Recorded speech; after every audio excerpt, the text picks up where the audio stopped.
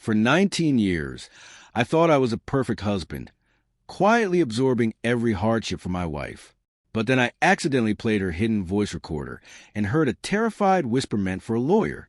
She was secretly building a legal fortress to completely erase me, convinced I was a monster. She had no idea about the massive secret I was hiding to save her. Watch till the end, subscribe, and comment where you're watching from. Make sure to watch this story until the very end to see the final twist. Please take a second to like this video and subscribe to the channel. Also, drop a comment below and let me know where you are watching from today. I absolutely love seeing where in the world all my viewers are tuning in from. I have spent the last 30 years of my life understanding how things are put together. As an architectural restoration expert, my hands know the exact weight of old oak, the stress points of a 19th century staircase, and precisely how much quiet pressure foundation can take before it simply gives way. I fix what time is broken. That is what I do. And for 19 years of marriage, that is exactly who I thought I was to my wife, Eleanor. The steady hands, the quiet foundation, the man who kept the roof from caving in. It took exactly 14 seconds of a Tuesday afternoon to realize I was standing in a house I didn't recognize, married to a woman who saw me as the very storm she needed shelter from. I am 52 years old, and I can tell you that true collapse never starts with a loud crash. It starts with a hairline fracture you didn't even notice. Mine started because I was looking for a phone charger. Eleanor runs a high-end antique business from the sunroom at the back of our house. It is her sanctuary, a meticulously curated space filled with velvet wingback chairs, mahogany bureaus, and the faint, sweet smell of lemon oil. I rarely go in there, respecting her boundaries, but my phone was dead, and I knew she kept a spare cable in her top desk drawer. I opened the drawer, shifting a stack of Providence files, and my elbow clumsily caught the edge of her digital dictaphone. It is a small, silver device she carries everywhere to record inventory notes and appraisals of vintage clocks and estate jewelry. It tumbled off the edge of the mahogany desk. I caught it midair, a quick reflex born from decades of catching drop tools on job sites. As my thumb gripped the casing, it pressed down hard on the play button. I expected to hear her familiar, confident professional voice cataloging the dimensions of a Victorian credenza. Instead, the voice that filled that quiet, sunlit room was barely a whisper. It was Eleanor, yes, but her tone was clinical, breathless, and soaked in a raw, animal terror I had never heard in 19 years. She wasn't appraising an antique. She was leaving a voice memo for an estate lawyer. I need the paperwork finalized by Friday. The recording hissed. I have to escape Arthur before he completely ruins me. You don't understand what it's like living with him. The silence, his quiet nature, it is suffocating. It is controlling. It is exactly the prelude to what happened last time. I have to get out before he takes everything. The audio clicked off, replaced only by the faint, ordinary hum of the refrigerator in the kitchen. I didn't drop the recorder, but my fingers went completely numb. I just stood there, a man who had spent 2 decades believing he was the unshakable bedrock of his family, holding a piece of plastic that had just pronounced me a monster. Escape Arthur, before he completely ruins me. I tried to breathe, but the air felt heavy, like wet concrete in my lungs. A good man, a provider, builds his life on the certainty that his sacrifices make his family feel secure. I had absorbed every financial hit, every late-night panic attack she ever had, every burden this world had ever thrown at us, and I had done it in absolute silence, so she would never have to carry the weight. I thought my quiet was a shield. Standing there, looking at the dust motes dancing in the afternoon sun, I realized with sickening, hollow dread that my wife had spent months looking at that exact same shield, absolutely convinced it was a weapon raised against her. I didn't wait for her to come home. I didn't pack a bag. I didn't call a lawyer, and I didn't smash that recorder against a mahogany desk. I set the silver device back exactly where I found it, closed the drawer, and walked out to my garage workshop. It is the only place in our home that belongs entirely to me. The air out there always smells of sawdust, cold iron, and old motor oil. Usually, that scent grounds me. But that afternoon, sitting on a battered stool with my head in my hands, there was no comfort to be found anywhere. The sharp, burning shock of what I had just heard quickly faded, leaving behind a grief so hollow and deep it felt like stepping off a ledge in the dark. I grew up believing that a man's worth was measured by what he could carry without complaining. Love, to my generation, was never about loud declarations or constantly narrating your feelings. It was about absorption. It was about standing between your family and the harsh realities of the world, taking the brunt of the weather so they could sleep peacefully in a warm house. I thought my stoicism was the greatest, purest gift I could offer her. Sitting in the dim light of the garage, my mind drifted back 10 years to a rainy Tuesday. I had been offered a senior partnership at a prestigious architectural restoration firm in London. It was a culmination of every late night and broken fingernail of my career. The compensation would have secured our future entirely, and the work was what I had dreamed of since I was a young man. I remember holding the heavy, cream-colored offer letter in my truck, feeling a profound sense of triumph. But when I walked through our front door that evening, I found Eleanor pacing the hallway, her breathing ragged, caught in the grip of a severe anxiety attack over a delayed shipment for a shop. I looked at her trembling hands and knew, with absolute certainty, that uprooting her across the Atlantic would completely shatter her. So, I never told her about the offer. I declined it the very next morning and buried the memory. I didn't want her to feel guilty, and I certainly didn't want her to feel like a burden. I simply swallowed my ambition, telling myself that a devoted husband doesn't keep a ledger of his sacrifices. I spent 19 years doing exactly that, insulating her from every crisis, every unexpected expense, and every hardship, doing it all quietly. Yet, as the chill of the workshop seeped into my bones, the echo of her terrified whisper played on a loop in my mind, suffocating, controlling, the prelude to what happened last time. The realization made me physically sick. How does steady reliability become sinister? How does a man who has never once raised his voice, never once broken a promise, become a looming threat in the eyes of the woman he loves? She hadn't seen my silence as a sturdy foundation holding up our life.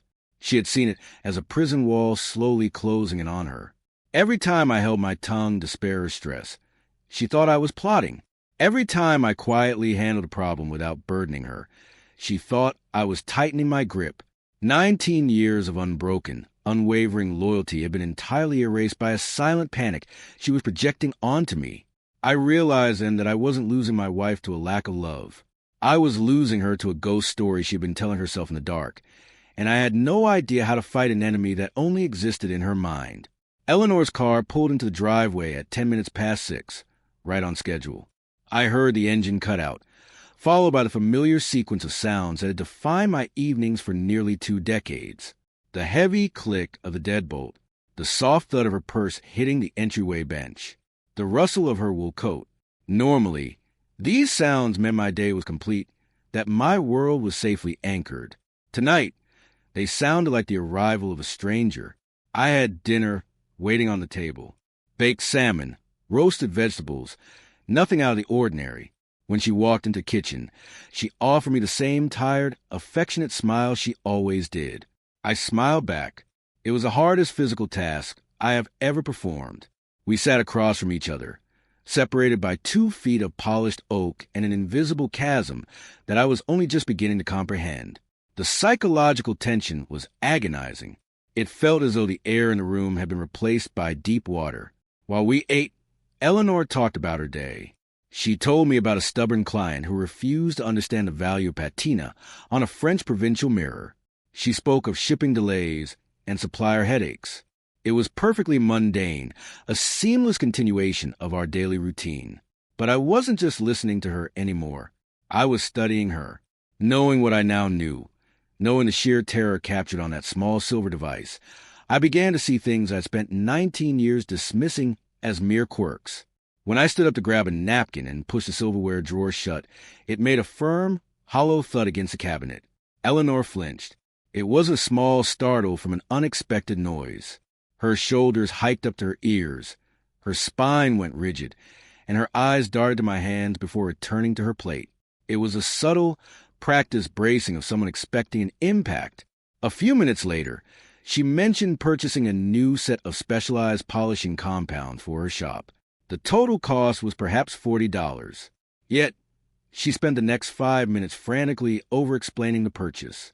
She laid out the financial logic, defensive and hurried, presenting evidence of its necessity as if she were facing a hostile audit rather than eating dinner with her husband.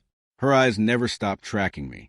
She was hypervigilant, monitoring my chewing, my breathing, the exact angle at which I held my water glass.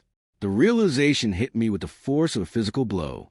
The woman sitting across from me did not look like a wife who had simply fallen out of love. She did not look bored or unfulfilled or restless.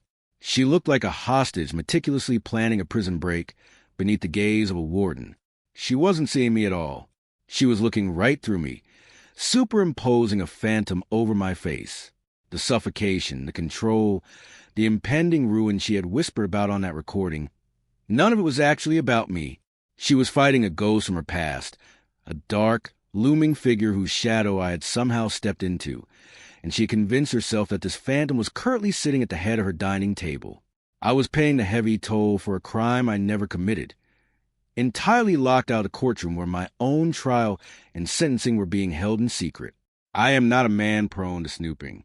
In 19 years, I had never once checked my wife's phone, opened her mail, or questioned her whereabouts. Trust, in my mind, was like a load-bearing wall. Once you start picking at the plaster, the whole structure becomes compromised. But the ghost sitting across from me at dinner had changed the architecture of our marriage. I needed to understand the exact dimensions of the collapse she was orchestrating. I needed to see the blueprints of her escape. 2 days later, the mail carrier dropped a thick, heavy manila envelope into our brass mailbox. Eleanor was at the shop. I walked out the end of the driveway under a gray, heavy sky and pulled it out. The return address belonged to a boutique estate planning firm 2 towns over. It was marked highly confidential. I carried it to my workbench in the garage. I ran my thumb under the thick paper seal and pulled out the contents. There were no hidden bank statements, no secret credit cards, no evidence of another man. What I held in my calloused hands was far more surgical. It was a drafted irrevocable trust and a quitclaim deed. I read through the dense legal jargon, the endless paragraphs of clauses, stipulations, and contingencies. I have spent my life reading architectural blueprints, decoding the structural intent behind lines on a page. Now, I was reading the structural intent of my wife's paranoia. With every page, the air in the garage grew colder. Eleanor had not just been venting into a recorder. She had been meticulously, legally dismantling our shared life for over a year. The documents were designed to systematically transfer the deed to our marital home, along with every single asset, inventory ledger, and bank account tied to her antique business, into an ironclad private trust, a trust where my name appeared exactly nowhere. She had spent hours sitting in a polished law office, sipping water, calmly explaining to a stranger why her husband was a financial threat. The documents included drafted clauses suggesting she needed to protect her life's work from imminent ruin at my hands. She honestly believed, down to her very marrow, that my quiet demeanor was a mask hiding a scheme to bankrupt her and strip her of her independence. I sat there staring at my own forged signature line on the drafted quitclaim deed, the blank space where she intended to eventually coerce or trick me into signing away my rights to the home I had rebuilt with my own 2 hands. The betrayal landed with a sickening, heavy thud. If I had found evidence of infidelity, I could have understood it as a human failing, a mistake of passion, a weakness, a desperate search for something missing. But this was entirely different. This was not about her looking elsewhere for love. This was about her looking directly at me, the man who had spent 2 decades standing between her and the wind, and seeing a predator. It was a cold, calculated, and absolute distrust. She hadn't just been planning to pack a bag and leave me. She had spent 12 months sitting beside me on the couch, sleeping next to me in our bed, smiling at me across the dinner table, all while methodically erasing my existence from the legal foundation of our life. I was a ghost to her, and she was making sure the law recognized it before I even knew I was dead. I didn't go back into the house after reading the trust documents. I put my truck in gear and drove out toward a small, quiet office park on the edge of town. For 19 years, I had kept exactly one secret from my wife. It was not a secret built on malice or infidelity or selfishness. It was a secret born of a desperate, protective love. I walked into the lobby of my financial planner, a man I have trusted for decades, and asked him to pull a very specific, dust-covered file from his vault. He slid a thin gray folder across his desk without saying a word. Inside were the founding documents for an anonymous limited liability company formed exactly 36 months ago. 3 years ago, Eleanor's antique business was quietly bleeding to death. A disastrous overseas deal on container European imports had left her drowning in short-term debt, staring directly down the barrel of a catastrophic commercial bankruptcy. I watched the panic hollow out her face over morning coffee. I watched her fierce, stubborn pride fracture under the crushing weight of impending failure. I knew my wife. I knew that if I simply transferred our personal savings, if I stepped in to play the savior, that pride would shatter completely. She needed to believe she was capable of surviving on her own. She needed an unexpected miracle, not a charity bailout from her husband. So I arranged for one. For 20 years, I had kept a collection of meticulously restored vintage motorcycles. Triumphs and Nortons from the late 1950s. They were my absolute sanctuary. They represented thousands of hours of grease, sweat, and quiet focus. They were the only things in this world I had rebuilt purely for myself, a private refuge when the weight of the world felt too heavy. I sold them all in a single weekend to a private collector out of state. I watched them get loaded onto a transport trailer and driven away, taking a large piece of my heart with them. I took that cash, formed the anonymous LLC detailed in the folder sitting before me, and had my planner approach Eleanor as an independent angel investor. He told her he represented a silent partner who saw the immense, untapped potential in her curation skills. She took the capital infusion, paid off her crippling debts, and successfully rebuilt her empire, utterly and triumphantly convinced that her own brilliant business acumen had saved the day. Sitting in that office, staring at my own signatures on the LLC formation papers, the agonizing irony of it all threatened to crush the breath right out of my lungs. Eleanor was currently sitting in polished law offices, terrified that I was a looming financial predator. She was spending thousands of dollars drafting irrevocable trusts to frantically lock me out of her sanctuary.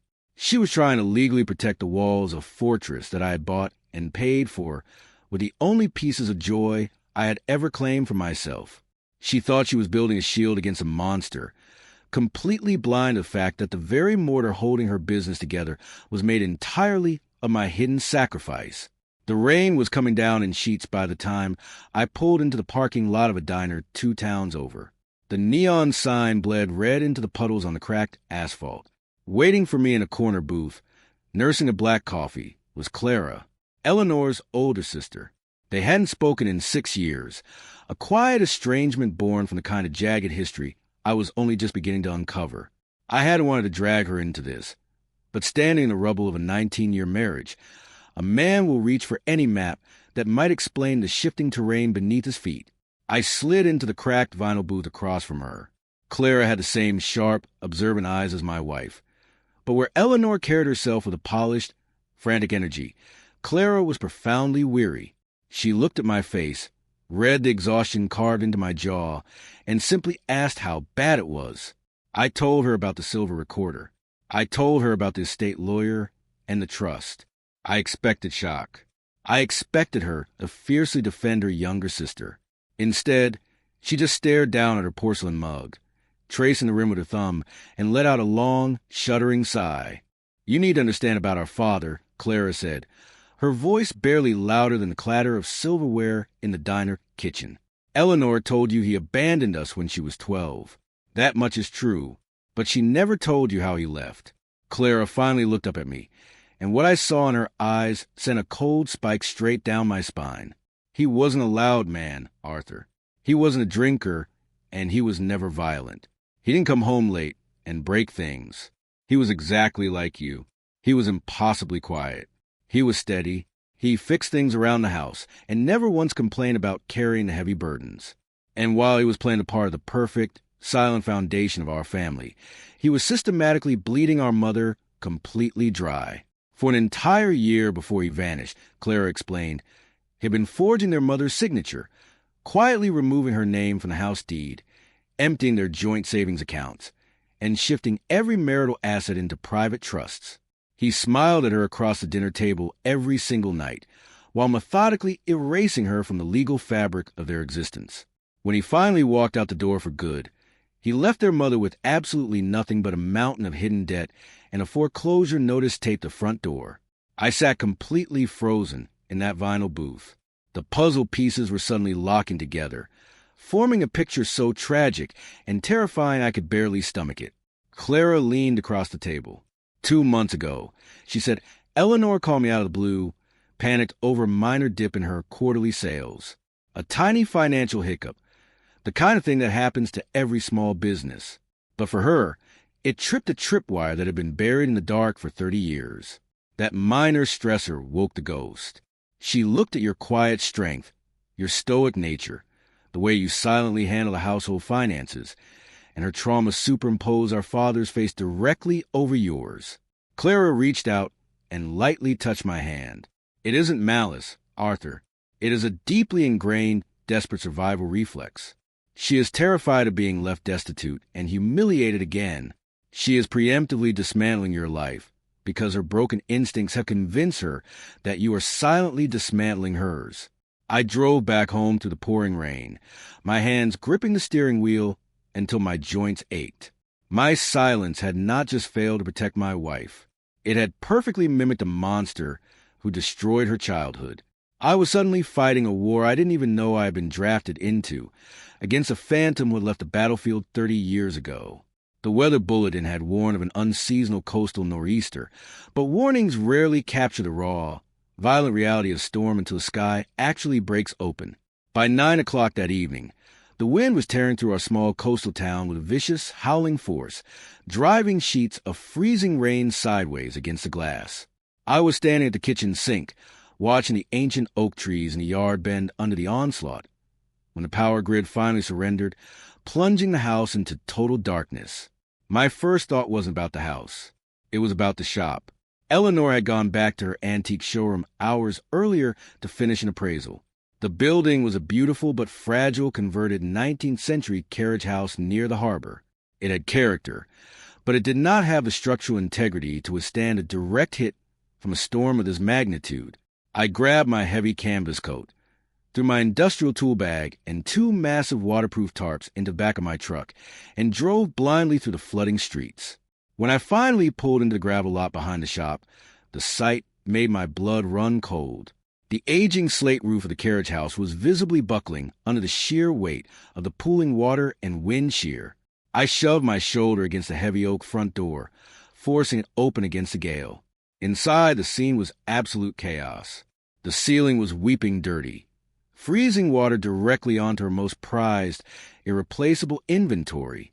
Eleanor was completely soaked, her hair plastered her face, frantically pushing against the side a massive, solid mahogany armoire. She was slipping on the wet floorboards, her boots finding no traction, crying out in sheer panic as she realized she was physically incapable of moving the heavy pieces alone. Her sanctuary, the empire she was so desperate to legally protect, was drowning. She froze when she saw me standing in the doorway. For a split second, I saw the ghost of her father flash across her wide, terrified eyes. The phantom she thought I was, the man who takes everything. I didn't say a single word. I didn't bring up the boutique law firm, the quitclaim deed, or the whispered terror on the digital recorder. The time for talking had vanished the moment the ceiling started to give way. I dropped my heavy tool bag on the floor, unrolled the thick industrial tarps, and went straight to work. I moved past her, throwing my entire weight against the mahogany armoire, sliding it smoothly across the floorboards and out of the danger zone. I threw a tarp over a cluster of velvet wingback chairs, securing the corners with heavy bronze bookends. But the interior wasn't the real problem. The roof was actively giving way. I grabbed my tools, kicked open the back door, and climbed the rusted iron fire escape into the teeth of the freezing nor'easter. The wind nearly tore me off the ladder. The rain felt like shattered glass against my face. For the next hour, I crawled across the slick, treacherous slate roof in the pitch black, driving heavy roofing nails through thick canvas to patch the structural breach. I absorbed the brutal, freezing punishment of the storm of my own body, anchoring the heavy fabric down with my bare, bleeding hands so the water wouldn't reach her life's work below. I didn't do it to prove a point. I didn't do it to win an argument or to make her feel indebted to me. I did it because I am a man who fixes what is broken, and because standing between this woman and the storms of the world is the only absolute truth I have ever known. By the time I finally climbed back down the rusted iron fire escape, my hands were numb and bleeding, my heavy canvas coat plastered to my skin like a second layer of freezing ice. The wind was still howling against the old carriage house walls, but inside, the catastrophic flood had been reduced to a slow, manageable drip catching in a brass bucket. The adrenaline that had kept my muscles firing abruptly drained away. What was left in its place was a bone-deep exhaustion and the crushing, unavoidable reality of the woman standing a few feet away from me. The dim beam of a single battery-powered emergency lantern threw long, jagged shadows across the polished floorboards. Eleanor was leaning against the heavy mahogany armoire we had saved, her arms wrapped tightly around her own chest. She was weeping, not the frantic, panic sob of the storm, but the slow, heavy tears of a woman who has run entirely out of strength. She looked at me, shivering in the cold, damp air, and thanked me. Her voice shook with genuine gratitude, yet she stayed exactly where she was. She kept the physical distance between us, anchored to the far side of the room, as if I were a dangerous animal that had just performed a helpful trick but could still turn and bite. I looked at her, standing behind the invisible wall she had spent a year quietly fortifying, and I realized that my silence had finally outlived its usefulness. For 19 years, I had held my tongue to keep the peace. Tonight, I was going to speak to save my own soul. I didn't yell. I didn't raise my voice above the sound of the wind battering the glass. When I finally spoke, the words came out with a quiet, devastating authority that seemed to freeze the very air in the room. I told her about the spare charging cable. I told her about the silver dictaphone tumbling from the desk drawer and the raw terror I heard in her whispered voice. I watched her body go entirely rigid, the breath catching in her throat. I didn't stop. I laid it all bare. I told her I knew about the boutique law firm 2 towns over. I told her about the thick manila envelope, the drafted irrevocable trust, and the quitclaim deed meticulously designed to surgically sever me from the life we had built. Eleanor backed up until her shoulders hit the wall. Her eyes were wide, terrified mirrors reflecting the lantern light. She braced herself. I could see her muscles tensing, preparing for the inevitable explosion of wrath, the violent retribution she convinced herself was hiding just beneath my quiet surface.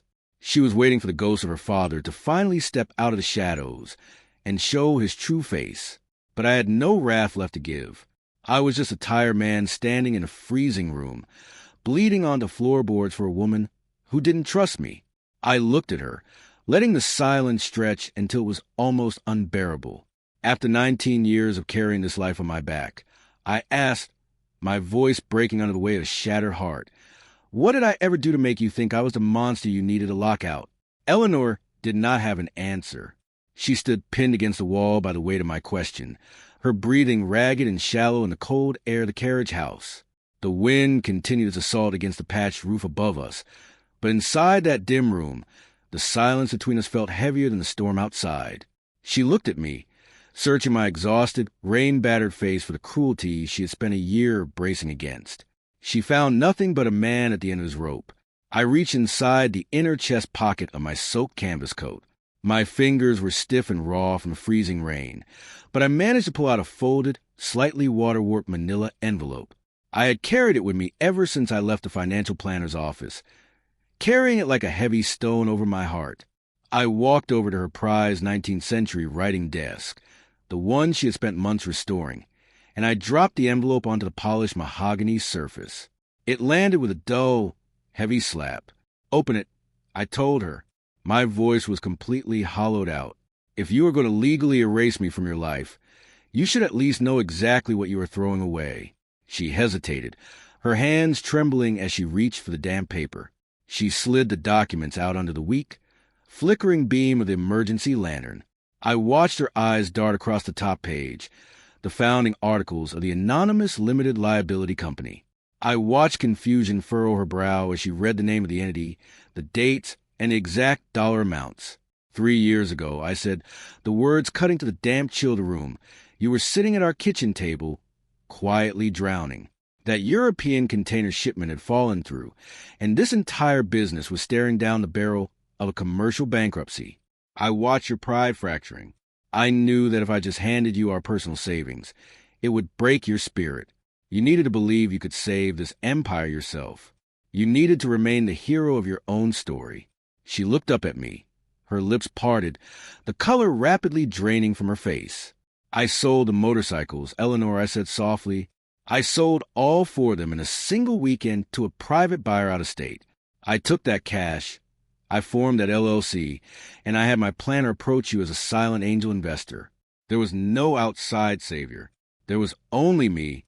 She looked back down at the papers, her eyes finally finding my signature on the bottom line of the funding transfer, the exact amount of the capital infusion that had saved her life's work. My silence was never a weapon. I continued, stepping just a fraction closer to the dim circle of lantern light. It was never a scheme to control you, and it was certainly never a prelude to abandoning you. It was a shield.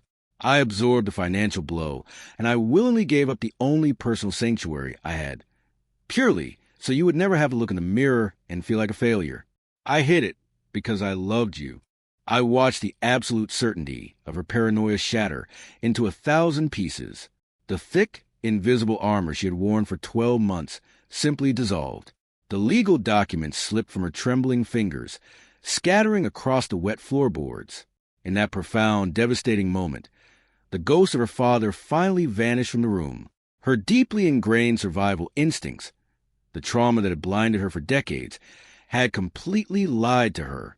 She looked at my bleeding, callous hands, and for the first time in 19 years, she saw the true reality of the man standing in front of her. She realized with crushing, suffocating grief that she had spent an entire year building a legal fortress to lock out the only person in the world who had ever truly kept her safe. The morning after the storm broke gray and bitterly cold. The wind had finally died down, leaving behind a neighborhood littered with shredded oak branches and the exhausted, fragile stillness that always follows a crisis.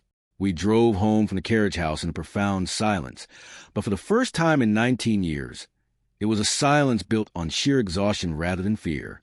There was no magical, instant resolution waiting for us in the daylight.